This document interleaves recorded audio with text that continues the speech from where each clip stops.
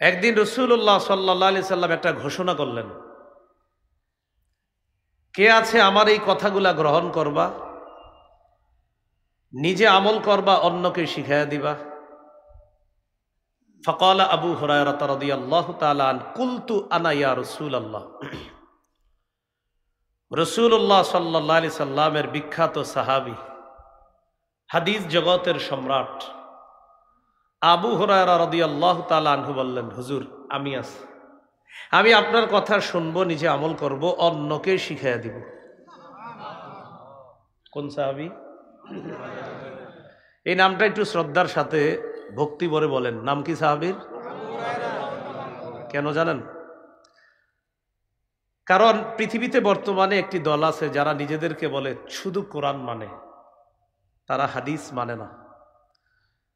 তো তারা আপনার হাদিসের বিরোধিতা করতে গিয়ে একজন সাহাবী তাকে নিশানা বানায়। এই সাহাবীর নাম আবু হুরায়রা রাদিয়াল্লাহু তাআলা। তো হাদিস কি শুধু তিনি বর্ণনা করছেন না আরো সাহাবীরা? কিন্তু তাকে নিশানা বানায় কেন? কারণ তার থেকে রাসূল সাল্লাল্লাহু আলাইহি সাল্লামের ৫,০০০-এর বেশি হাদিস বর্ণিত হয়েছে।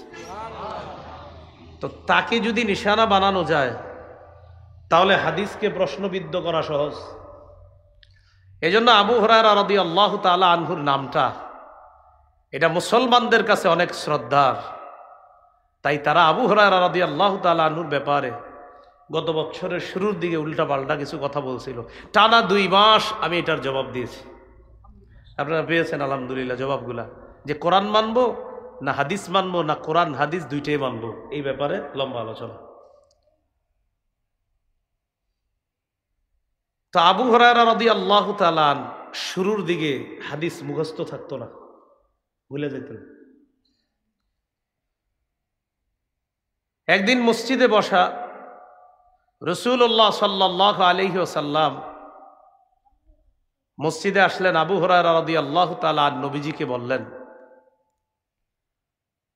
সামিআতু মিনকা হাদিসান কাসীরান ফাআনসাহ। হুজুর আমি আপনার অনেক হাদিস শুনি, কিন্তু হাদিসগুলো ভুলে যাই। আপনার অনেক হাদিস শুনি, হাদিসগুলো ভুলে যাই, কি করব আমি? নবীজি বললেন, উবসুত রিদা আকা, তুমি তোমার চাদরটা বিছাও।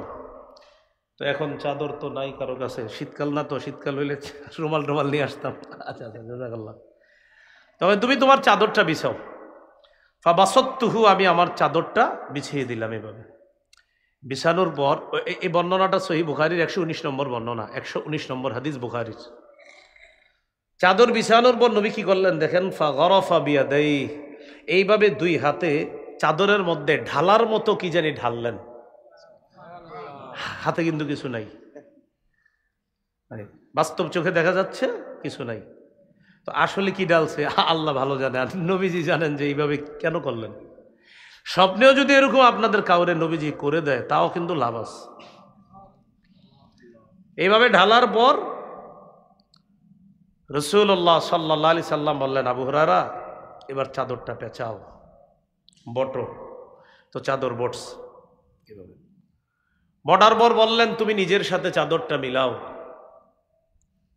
আবু হুরায়রা রাদিয়াল্লাহু তাআলা আনহু বলেন, ফাবাসাততুহু, বুখারীতে ছোট্ট করে নিচে লেখা আছে ইলা সদরি, আমি চাদরটা আমার বুকের সাথে মিলাইলাম। ফামা নাসিতু শাইআন বা'দা, চাদর আমার বুকের সাথে লাগানোর আগে আমি যা শুনতাম ভুলে যাইতাম, চাদর যেদিন বুকে লাগাইলাম এরপর থেকে যা শুনি আর কোনো দিন কখনো ভুলে যাই না। এই হলো আপনার ওনার হাদিস বর্ণনা করার রহস্য। বেশি রহস্য। তো রাসূলুল্লাহ সাল্লাল্লাহু আলাইহি সাল্লামের এই সাহাবী বললেন, হুজুর আমি আছি। নবীজিকে ইসলাম গ্রহণ করার পর মাত্র পেয়েছে ৩ বছরের বেশি, কিছু কম বেশি সময় আবু হুরায়রা রাদিয়াল্লাহু তাআলা। কিন্তু নবীর হাদিস সবচেয়ে বেশি বর্ণনা করা সাহাবীদের মধ্যে তিনি একজন। সাহাবীরা ওই যুগেই জিজ্ঞাসা করছে, আচ্ছা আবু হুরায়রা তুমি এত হাদিস কিভাবে বলো? তুমি তো নবীজিরে বেশি দিন পাও নাই, ইসলাম গ্রহণ করার পর নবীজি তো ৩ বছরের মাথায় ইন্তেকাল করছে। তা আবু হুরায়রা রাদিয়াল্লাহু তাআলা আনহু জবাব দিয়েছেন, সাহাবীদের মধ্যে কেউ যাইতেন মাঠে, কেউ যাইতেন ঘাটে, কেউ বিভিন্ন ব্যস্ততায়, কারো দুনিয়াবি অনেক ব্যস্ততা ছিল, কিন্তু আমার খানা থাক বা না থাক সারাক্ষণ নবীর দরবারেই পড়ে থাকতাম। নবীজি খায় তো আমিও খাই, নবী খায় না তো আমিও খাই না। তো এই সাহাবী বলেন, হুজুর আমি আছি, আপনার কথা আমি শুনবো, নিজে আমল করব, অন্যদেরকে শিখাইয়া দিব, তারাও যেন আমল করে। ফাআখাযা বিয়াদি, নবী আমার হাতটা ধরলেন। প্রিয় মুসলমান ভাইরা, এই জায়গায় আপনাদেরকে একটা অনুভূতি দিতে চাই, একটু কল্পনা আনেন তো, নবী তার এক সাহাবীর হাত ধরে রাখছে, বিষয়টা কত সুন্দর। এইভাবে হাত ধরে ধরে নবী তার এক সাহাবীকে, বাবা যেমন সন্তানকে শিখায়, নবী তার ছাত্র আবু হুরায়রা রাদিয়াল্লাহু তাআলা আনহুকে হাত ধরে কত মায়া করে শিখাইতেছে। ফাআদ্দা খামসা, গনে গনে 5টি জিনিস শিখাইয়া দিলেন। 1 নম্বর, ইত্তাকিল মাহারিমা তাকুন আবাদান নাস। হারাম কাজ, হারাম কথা, হারাম কর্ম, হারাম পোশাক, হারাম খাদ্য, হারাম উপার্জন, হারাম মজলিসে বসা, হারাম কথা শোনা, এই হারাম থেকে বাঁচো। এই পৃথিবীর যত মানুষ আছে সমস্ত মানুষের মাঝে তুমি হবা সবচাইতে শ্রেষ্ঠ আবেদ, শ্রেষ্ঠ আল্লাহর ওলি হয়ে যাবা। যেমন এখানে আপনারা যারা বসা, আমরা যারা বসা, আপনাদের অনেককে হয়তো এলাকার সবাই এত ভালোভাবে চিনে না, চিনলেও ওই উত্তরপাড়ার অমুকে বাস এতটুকুই, কিন্তু ভাইরাল না, বা আপনাদের কেউ জনপ্রিয় না, বা আপনারা অত মানুষ চিনেও না। কিন্তু জানেন আপনি হারাম খান না, হারাম শোনেন না, হারাম পরেন না, হারাম খাদ্য গ্রহণ করেন না, হারাম কথা বলেন না, হারাম পোশাক পরেন না। মানুষ আপনাকে চেনুক বা না চিনুক, মানুষ আপনাকে আল্লাহর ওলি বলুক বা না বলুক, আল্লাহর খাতায় নবীর ভাষায় আপনি শ্রেষ্ঠ আবেদ, শ্রেষ্ঠ ওলি হয়ে যাবেন। হারাম থেকে বাঁচা। 2 নাম্বার, ওয়ারদ বিমা কাসামাল্লাহু লাকা তাকুন আগনান নাস। আল্লাহ তোমার জন্য যা ফয়সালা করে রেখেছেন, যা বন্টন করে দিয়েছেন, এতে তুমি সন্তুষ্ট থাকো। তুমি মানুষের মাঝে সবচেয়ে স্বনির্ভর বান্দা হয়ে যাবা। তুমি মানুষের মাঝে মনের দিক থেকে সবচেয়ে ধনী মানুষ হয়ে যাবা। একটা কথা মনে রাখেন, আপনি মরার আগ পর্যন্ত যে রিজিকগুলো আল্লাহর থেকে পাবেন, আপনি এই রিজিক না পাওয়া পর্যন্ত আপনি মৃত্যুবরণ করবেন না, আপনি মারা যাবেন না। নবীজি সাল্লাল্লাহু আলাইহি সাল্লাম বলেছেন, তোমাদের কেউ মৃত্যুবরণ করবা না যতক্ষণ না পর্যন্ত তার বরাদ্দকৃত রিজিক শেষ না হবে। তাই শোনো আমার উম্মত, লা ইয়াহমিলান্নাকুম ইস্তিবতাউর রিজকি ফি মাআসিল্লাহ, গুনাহের মাধ্যমে রিজিকটা পকেটে ঢুকায়ও না। তুমি আগে আগে হারাম পদ্ধতিতে টাকাটা কামাই করে পকেটে ঢুকাও, আরে না, হালাল ভাবেই তোমার পকেটে এটা আসবে। কেন আগে আগে হারাম পদ্ধতিতে আনো? তোমার জীবনে আল্লাহ যা রাখছে, তোমার এই জিনিসটা পূর্ণ হওয়ার আগে তোমার মরণ আসবে না। অতএব তুমি হারাম পদ্ধতিতে কিছু তালাশ করবা না, তোমার বরাদ্দকৃত রিজিকটা হালাল ভাবেই আল্লাহর কাছ থেকে তুমি অনুসন্ধান করে চেয়ে নাও, তুমি উপার্জন করে নাও হালাল ভাবে। অনেকে সুদের মাধ্যমে তাড়াতাড়ি ধনী হইতে চায়। এই বেটা জানেন ধনী হইতো, হালাল ভাবেই ধনী হইতো, ওর জন্য আল্লাহ ধনী হওয়ার বরাদ্দ রাখছিল। ও আগে আগে না, আমি আগে ধনী হবো হারাম ভাবে, তো জাহান্নাম কামাই করে। তো 2 নাম্বার, ওয়ারদ বিমা কাসামাল্লাহু লাকা তাকুন আগনান নাস। আল্লাহ তোমার জন্য যা বরাদ্দ করে রেখেছেন, যা ফয়সালা করে দিয়েছেন, এতে তুমি খুশি হয়ে যাও। তাকুন আগনান নাস, মানুষের মাঝে তুমি সবচাইতে স্বনির্ভর বান্দা, মানুষের মাঝে সবচাইতে মনের দিক থেকে ধনী মানুষ হয়ে যাবা। এটা হলো 2 নাম্বার। 3 নাম্বার, ওয়া আহসিন ইলা জারিকা তাকুন মুমিনা, প্রতিবেশীর সাথে উত্তম আচরণ করো, তুমি খাঁটি ইমানদার হয়ে যাবা। আপন 2 ভাই, প্রতিবেশী তো দূরে, তো আপনারা ভাইয়ারা আলাদা থাকেন, আলাদা থাকতেই পারেন, পর্দাপর্শিদার জন্য আলাদা হয় এক সময় ভাই ভাই। তো আলাদা হওয়া মানে কি আগামী 20 বছর আর কথা বলবেন না দুইজন? 20 বছর কথা বন্ধ। এটারে কেন্দ্র করে ভাতিজা চাচারে সালাম দেয় না কেন? আমার আব্বা আর আমার কাকা কথা কয় না, তাই আমিও সালাম দিব না কাকা। দেখেন আমরা দুইজন ভাই ভাই, কথার কথা, আমাদের মাঝে মান অভিমান হইতে পারে, আবার ঠিক হয়ে যাব, কিন্তু আমাদের দুইজনের মান অভিমান আমাদের সন্তানদের মাঝে কেন যাবে? ভাইয়ে ভাইয়ে একটু মান অভিমান হইতে পারে, তো একজনে আপনার চাচা লাগে, আরেক দিক দিয়ে জ্যাঠা লাগে সম্পর্কে। আপনি জ্যাঠাকে সালাম দেন না, কেন তুমি জ্যাঠাকে সালাম দাও না? আমার জ্যাঠা আমার আব্বার সাথে কথা বলে না। চাচাকে সালাম দেয় না, চাচাকে কেন সালাম দিলেন না? আমার চাচা আমার আব্বার সাথে কথা বলেন। আরে চাচা আর বাবা কথা বলে না, সমস্যা আপনার কোথায়? তো নবী বলে প্রতিবেশীর সাথে উত্তম আচরণ করো, খাঁটি ইমানদার হবা। প্রতিবেশী পরে, আপন ভাইয়ের খোঁজ নিছেন নিদে, কথার কথা। আমি বলছি না এমন এই এলাকায় কেউ আছে, এমনি বললাম। 4 নাম্বার, ওয়া আহিব্বা লিন্নাস মা তুহিব্বু লিনাফসিকা তাকুন মুসলিমা। নিজের জন্য যা পছন্দ করবা, মানুষের জন্য তা পছন্দ করবা, তুমি খাঁটি মুসলমান হয়ে যাবা। 5 নাম্বার, ওয়ালা তুকসিরিদ দিহকা ফাইন্না কাসরাতাদ দিহকি তুমিতুল কলবা। আবু হুরায়রা, বেশি হাসবা না, বেশি হাসি অন্তর মৃত বানায়া দেয়। অধিক হাসি অন্তর মৃত বানিয়ে দেয়।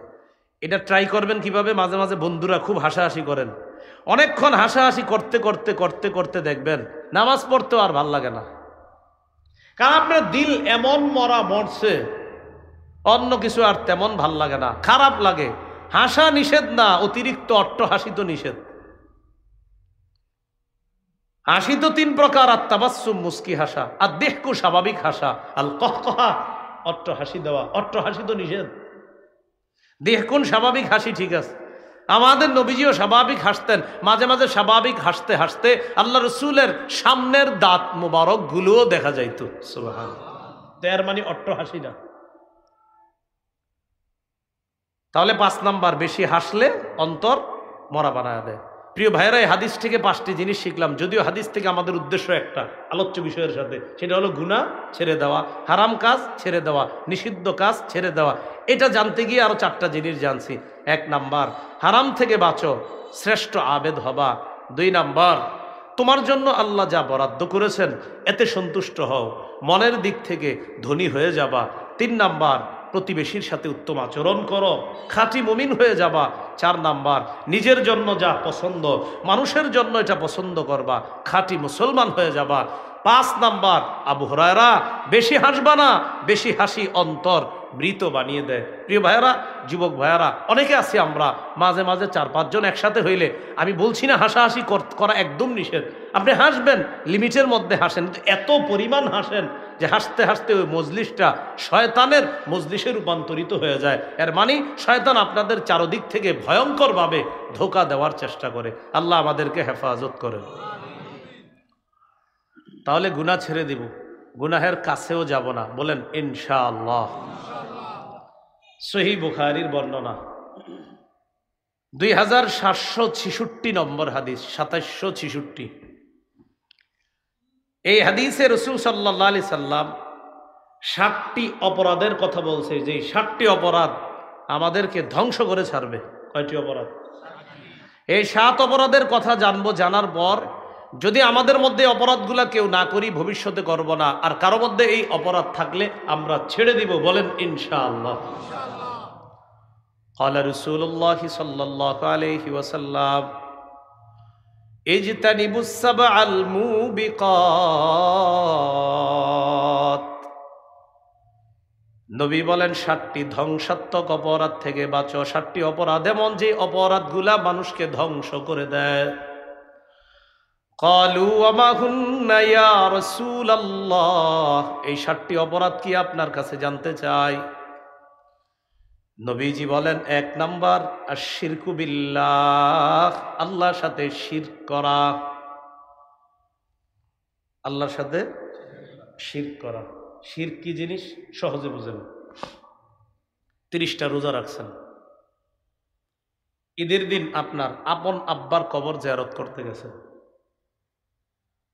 আপনার জন্মদানকারী পিতা, তার কবর জিয়ারত করতে গেছেন, এটা তো ভালো, অবশ্যই ভালো কবর জিয়ারত। আপনার বাবার কবরও জিয়ারত করার শেষ করার পর আরেক আব্বার কবর জিয়ারত করতে গেছে। কথার কথা, আরেক আব্বা বলতে আমরা অনেক সময় অনেককে বাবা বলে সম্বোধন করি, হতে পারে যে উনি আমার বাবার বয়সী, উনি আমার শ্রদ্ধেয় বাবার মতো। তো এরকম আরেকজনের কবর জিয়ারত করতে গেলেন, এটাও খারাপ না, কবর জিয়ারত খারাপ না, এটা অবশ্যই ভালো। কিন্তু কবর জিয়ারত করতে গিয়ে আশেপাশে তাকাইলেন, তাকায় দেখলেন কেউ নাই, তখন ছোট্ট করে একটা সিজদা দিছেন কবরে। কি করছেন? কেউ দেখে নাই আপনারে, তো না দেখলে কি হয়েছে? কে দেখছে? যিনি আপনার রমজানের 30টা রোজার প্রতিদান দিতেন তিনি দেখে ফেলছে, অতএব শেষ, সব শেষ। সূরা জুমারের 65 নম্বর আয়াতে আল্লাহ বলেন, আয়াতটা একটু মনে রাখবেন, সবাইকে আয়াতের দাওয়াতটা দিয়ে দিবেন। সূরা জুমার 65, সূরা জুমার 65। ওয়ালাকাদ উহিয়া ইলাইকা ওয়া ইলাল্লাযীনা মিন ক্বাবলিক লাইন আশরাকতা লায়াহবাতান্না আমালুকা ওয়া লাতাকুনান্না মিনাল খাসিরিন। নবী, আপনার প্রতি আপনার পূর্ববর্তীদের প্রতি এই মর্মে ওহী প্রেরণ করা হয়েছে, যদি আপনি শিরক করেন আপনার আমলনামা বরবাদ। যদি আপনি শিরক করেন, নবী যদি আপনি শিরক করেন, অবশ্যই অবশ্যই আপনার আমলনামা সব নষ্ট হয়ে যাবে। নবীদের আমলের শেষ নাই, আমাদের তো আমলই নাই। তো নবীকে আল্লাহ বলতেছে শিরক করলে সব বরবাদ। তাহলে কয়টি অপরাধ জানি আমাদেরকে ধ্বংস করে? 7টি। 1 নাম্বার শিরক, 2 নাম্বার ওয়াসসিহরু, জাদু করা। এক মহামারী দেখা দিছে এখন। একটা ছেলে আরেকটা মেয়ের সাথে প্রেম করছে, তো বিয়ে হয় নাই, এখন এই মেয়ের জাদু টোনা কইরা তার বিয়ে বন্ধ করে রাখে। এই কাজ করবেন না, আপনার তাকদীরে নাই, তাই আপনি এই মেয়েকে পান নাই। আল্লাহ তো লিখে রাখছে কার সাথে কার বিয়ে হবে, আপনি কেন জোর করে এরপরে তাকে বিয়ে করতে চান? উল্টা তারে তো বিয়ে করেন না, তারেও জাদু করে নষ্ট করে দিতে চাচ্ছেন, তার পুরো পরিবারটাকে আপনি জাদুর মাধ্যমে পুরাই ধ্বংস করে দিতে চাচ্ছেন। এগুলো হারাম, এগুলা ঠিক না। যে ঘরে এই সমস্যা আছে নিয়মিত সূরা বাকারা পড়বেন, নিয়মিত সূরা বাকারা পড়বেন, যদি একটু বড় সূরাটা। তো এরপরও এই জাতীয় ঝামেলা থাকলে, যদি দেখেন কোনো ঘরে জাদু টোনার আশঙ্কা আছে, মেয়েটার বিয়ে হচ্ছে না, আর আপনাদের মনে হচ্ছে কুফুর করছে, জাদু করছে, সূরা বাকারা পড়বেন। রাসূলুল্লাহ সাল্লাল্লাহু আলাইহি সাল্লাম বলেছেন, লা তাসতাতিউহাল বাতালা, সূরা বাকারার সাথে জাদুকররা, গণকরা মোকাবেলা করে পারে না। যেই ঘরে সূরা বাকারা তেলাওয়াত করা হবে, ওই ঘরে কাউকে যদি জাদুকারীরা ক্ষতি করতে চায় তাও পারবে না ইনশাআল্লাহ। তাহলে 2 নাম্বার জাদু করা। জাদু আমরা কাউকে করব না, আমাদেরকেও যেন কেউ জাদু করতে না পারে, তাই বলেন সবাই তাই। ফজরের পর 3 বার কুল হু আল্লাহ, 3 বার কুল আউযু বিরাব্বিল ফালাক, 3 বার নাস। তাহলে 3টা সূরা কয়বার করে? 3 বার, 9 বার পড়ব। পরে এই যে দেখেন শুধু সামনের দিকে এভাবে, আপনি ফু না দিলেও কিচ্ছু হবে না, বাকি ঘুমের সময় ফু দিবেন। ঘুমের আগে আমলটা যখন করবেন তখন হাতে ফু দিবেন, এইভাবে ফু দিয়ে এই সামনের অংশটা এইভাবে মুছে দিবেন, সামনের অংশ। তাহলে ফজরের পরে 3 বার কুল হু আল্লাহ, 3 বার ফালাক, 3 বার নাস। জোহরের পরে কুল হু আল্লাহ 1 বার, ফালাক 1 বার, নাস 1 বার। আসরের পরে কুল হু আল্লাহ 1 বার, ফালাক 1 বার, নাস 1 বার। মাগরিবের পরে কুল হু আল্লাহ 3 বার, ফালাক 3 বার, নাস 3 বার। এশার পরে কুল হু আল্লাহ 1 বার, ফালাক 1 বার, নাস 1 বার। বুঝে থাকলে একটু জ্ঞান খাটায় বলে দেন তো, ফজরের পরে কয়বার? মাগরিবের পরে কয়বার? আর বাকি 3 ওয়াক্তের পরে কয়বার? 1 বার। মাশাআল্লাহ। আল্লাহ মনে রেখে প্রতিদিন, একদম কালকে ফজর থেকে একদিনও যেন না ভুল হয়, আমরা আমল করার চেষ্টা করবো ইনশাআল্লাহ। কয়টি অপরাধ ধ্বংস করে? 7টি। 1 নাম্বার শিরক, 2 নাম্বার জাদু, 3 নাম্বার ওয়াকাতলুন নাফসিল্লাতী হারামাল্লাহু ইল্লা বিল হক, অন্যায়ভাবে কাউকে হত্যা করা। নাসাইর বর্ণনায় আল্লাহ নবী বলেন, মান কাতালা উসফুরান আবাসা আজ্জা ইলাল্লাহি ইয়াউমাল কিয়ামাহ। দুনিয়ার মধ্যে কেউ যদি একটা চড়ুই পাখিকে অনর্থক হত্যা করে, চড়ুই পাখিকে অনর্থক হত্যা, আর আপনি বলতে পারেন হুজুর আমি তো খাই, খাওয়ার হত্যা এক না, বেচারা গাছে বসে রয়েছে, আপনারা 2 বন্ধু রাস্তা দিয়ে যেতে যেতে গুলাল মারছেন চড়ুই পাখিরে, এই দেখ আমার হাত কতটা মজবুত, চড়ুই পাখির গায়ে লাগছে, মরে গেছে। নবী বলেন কিয়ামতের ময়দানে ওই চড়ুই পাখি হত্যাকারীর বিরুদ্ধে মামলা করে বলবে, আল্লাহ, এই ব্যক্তি কতালানি আবাসা, অনর্থক আমাকে হত্যা করেছে, ওয়ালাম ইয়াকতুলনি লিমান ফাআ, কোনো উপকারে আমাকে হত্যা করে নাই। মাবুদ, যদি আমাকে হালাল পদ্ধতিতে জবাই করে খাইতো তাহলে ঠিক ছিল, কিন্তু এই ব্যক্তি আমাকে অনর্থক হত্যা করেছে, আমি বিচার চাই। চড়ুই পাখি, তাহলে মানুষ মারলে কি হবে? তাহলে হত্যা, দুনিয়া বরবাদ, আখেরাত বরবাদ। 4 নাম্বারটা বলি, যদিও আপনাদের এলাকায় হয়তো এটা অপরিচিত, তারপরে বলি, কিন্তু ভবিষ্যতে কখনো হইলে আমরা এটাও বর্জন করবো, বলেন ইনশাআল্লাহ। বলবো 4 নাম্বারটা, ওয়া আকলুর রিবা, সুদ খাওয়া। জোরে দিকে এগুলা চিনে মানুষ কি বলে। 4 নাম্বার, সুদ খাওয়া। এটা দুনিয়া বরবাদ করে, আখেরাত বরবাদ করে। যারা এই অপরাধে লিপ্ত আছে, আমরা সবাই দোয়া করি আল্লাহ যেন তাদেরকে ফিরিয়ে আনেন। ভাই, সুদ খায়েন না, ফিরে আসেন। সুদের ভয়াবহতা অনেক বেশি, আল্লাহ হেফাজত করেন। সুদ লেখা, আমার নামটা পাশে লেখাটা সার্চ দিবেন, লম্বা বয়ান আছে সুদের, হ্যাঁ, লম্বা বয়ান আছে সুদ সম্পর্কে। 16টা ভয়াবহতা সুদের, এক বয়ানে 12টা, আরেক বয়ানে বলছি 16টা। তো 16টা যেখানে বলছি ওইটাই শুনেন, ওইটা বিস্তারিত আলোচনা। এগুলো আপনার 4 নাম্বার। 5 নাম্বার, ওয়া আকলু মালিল ইয়াতীম, এতিমের সম্পদ অন্যায়ভাবে ভক্ষণ করা। বড় ভাই মারা গেছে, যাওয়ার পর তার 3টা সন্তান এতিম। এবার চাচা চিন্তা করে কলমের খোসায় কিভাবে তাদের জমিগুলা নেওয়া যায়। ও আকলু মালিল ইয়াতীম, এতিমের সম্পদ অন্যায়ভাবে ভক্ষণ করা।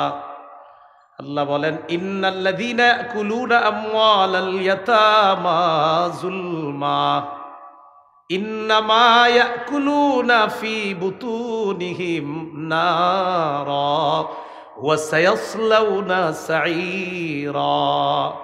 যারা এতিমের সম্পদ অন্যায়ভাবে পেটে ঢুকায়, তারা পেটে আগুন ঢুকায়, আগুন। যারা এতিমের সম্পদ খায়, তারা আগুন খায়। আমি এক অংশ, বাকি অংশ আপনারা। এতিমের সম্পদ যারা খায় তারা কি খায়? এতিমের সম্পদ যারা খায় তারা কি খায়? আগুন খায়। ওয়াসায়াসলাউনা সাঈরা, পরকালে এরা প্রজ্বলিত আগুনে প্রবেশ করবে, জাহান্নামে প্রবেশ করবে। আল্লাহ আমাদেরকে হেফাজত করেন। 6 নাম্বার, ওয়াত্তাওয়াল্লি ইয়াউমাজ যাহফি, জিহাদের ময়দান থেকে পলায়ন করা। আল্লাহ যদি কখনো জিহাদের সুযোগ দেয়, ইনশাআল্লাহ আমরা স্বতঃস্ফূর্ত অংশগ্রহণ করব, পলায়ন করব না। নিয়ত আছে নি? ইনশাআল্লাহর আওয়াজ আসতে হবে। তাহলে একটা হাদিস শোনাই, তাহলে আওয়াজটা বাড়বে। ক্বালা রাসূলুল্লাহ সাল্লাল্লাহু আলাইহি ওয়াসাল্লাম, মান মাতা ওয়ালাম ইউজাহিদ আও লাম ইউহাদ্দিস ফি নাফসিহি মাতা আলা শু'বাতিন মিনান নিফাক। যে ব্যক্তি মারা যায় কিন্তু জিহাদ করলো না, অথবা জিহাদের সংকল্প রাখলো না। যে ব্যক্তি মারা যায় জিহাদ করলো না অথবা জিহাদের সংকল্প রাখলো না, সে নেফাকি মৃত্যুবরণ করবে। কি মৃত্যুবরণ? মুনাফিকি মৃত্যুবরণ। জিহাদের নিয়ত থাকতে হবে। জিহাদ মানি, বলেন সবাই, জিহাদ মানি সন্ত্রাস নির্মূল করা। বলেন, জিহাদ মানি সন্ত্রাস নির্মূল করা। জিহাদ আর সন্ত্রাস সম্পূর্ণ আলাদা। সন্ত্রাস অপবিত্র, জিহাদ পবিত্র। এবার আপনারা বলবেন, জিহাদ আর সন্ত্রাস সম্পূর্ণ আলাদা। জিহাদ পবিত্র, সন্ত্রাস অপবিত্র। এই কথাগুলা বেশি বেশি বলে বুঝাতে হবে সবাইকে। তাহলে 6 নাম্বার, জিহাদের ময়দান থেকে পলায়ন করা, এটা অপরাধ। 7 নাম্বার, ওয়াকসফুল মুহসানাতিল মুমিনাতিল গাফিলাত, সতীসাদী মুমিন নারীর উপর মিথ্যা অপবাদ দেওয়া। সতীসাদী মুমিন নারীর উপর মিথ্যা অপবাদ। পুকুরের পশ্চিম পারের আব্দুর রহিমের কন্যার বিয়ে ঠিক হয়েছে। তো সাধারণত আমাদের এলাকাগুলার কিছু এলাকা এরকম বদভ্যাস আছে, একজনের মেয়ের বিয়ে ভালো জায়গায় ঠিক হওয়া, পাশের জন সহ্য করে না, যে হ্যাঁ এত ভালো জায়গায় বিয়ে হইব কেন। বর পক্ষের বাবার ফোন নাম্বার নিয়ে ফোন দেয়, মেয়ের সবকিছু জানছেন? কি? শুনলাম বিয়ে। হ্যাঁ, আগামী শুক্রবারই তো বিয়ে। তো সব জানছেননি? জি জানছি তো, মেয়ে এই এই পড়াশোনায়। আর কিছু বলে নাই? কয় না। আর অন্য কিছু বলে নাই? কয় না। কোনো সমস্যার কথা বলে নাই? কয় না। তো ঠিক আছে, রাখি। হ্যাঁ, কিন্তু কিছু কয় নাই, কারণ সমস্যা তো নাই মেয়ের। এই যে একটা কথা বলে রেখে দিছে, ছেলের বাবার মেজাজ মাথাটা কি হবে এখন আপনারা বলেন? কি ঘটনা, কি কি সমস্যা, কি আসলে কি সমস্যা হলো? এই যে আপনি মুমিন একটা মেয়ের উপর একটা অপবাদ লাগাইয়া দিলেন, তাও অপবাদ সুন্দর মতো দিতে পারেন নাই, শুধু শুধু একটা সন্দেহ ঢুকিয়ে দিলেন। আল্লাহর কাছে জবাব দেওয়ার জন্য রেডি থাকেন। দুনিয়াও নষ্ট করতেছেন, আর দুনিয়াতে আল্লাহ আপনারা ছাড়বে না, মনে রাখবেন, পরকালও বরবাদ। এই 7টি বদভ্যাস, অপরাধ থেকে আল্লাহ আমাদের সকলকে বেঁচে থাকার তৌফিক দান করেন। বলেন তো আজকে আমাদের আলোচ্য বিষয় কয় অংশে? 1 পাপ, 2 নাম্বার তওবা। তাহলে পাপের বিষয়ে মোটামুটি জানলাম। এখন কথা হলো পাপ থেকে বাঁচার উপায় কি। প্রথম আলোচনার চেয়ে এটা গুরুত্বপূর্ণ আলোচনা বেশি, দ্বিতীয় অংশটা। পাপ থেকে বাঁচার কি উপায়? পাপ থেকে বাঁচার অনেকগুলা উপায় আপনাদের সামনে বলবো ইনশাআল্লাহ। এর মধ্যে আজকে নির্বাচিত 15টা উপায় বলবো। কয়টা? 15টা। তাহলে মাথাটা এখন আবার ঠান্ডা করেন, সবাই মনোযোগ দিয়ে শোনেন, যেন এদিক সেদিক মাথা না যায়। একটু মনে রাখবেন, বাসায় গিয়ে আরেকজনের দাওয়াত দিবেন।